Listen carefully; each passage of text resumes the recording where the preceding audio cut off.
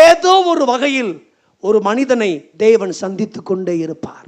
ஒரு வியாதியில தேவன் சந்திப்பார், ஒரு கைப்பிரதியில் ஆண்டவர் சந்திப்பார், ஒரு கூட்டத்தில் ஆண்டவர் சந்திப்பார். உங்கள் பக்கத்து வீட்டில் சபைக்கு போகிற ஒரு நபர் இருந்தால் அவர் உங்களுக்கு இயேசுவை சொல்லுவார், அதன் மூலமாய் கர்த்தர் உங்களை சந்திப்பார். ஒரு டிவியின் வருகிற அந்த கிறிஸ்தவ செய்தி அது உங்களை சந்திக்கும்.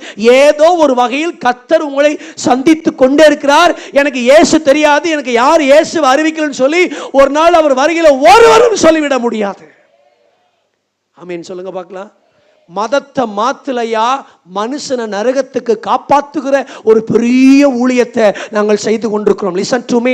மறுபடியும் அந்த வார்த்தை சொல்றேன். யாருடைய மதத்தையும் புண்படுத்தவும் இல்லை, யாருடைய மதத்தையும் மாற்றவும் இல்லை.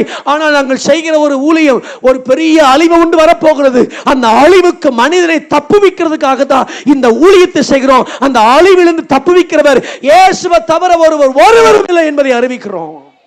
நம்பினாலும் சரி, திட்டினாலும் சரி, மோசமா பேசினாலும் சரி, இதுதான் நீங்கள் அறிந்து கொள்ள வேண்டிய ஒரு பெரிய சுவிசேஷம். நகோமி, இந்த தேசத்தை தேவன் சந்தித்தார்.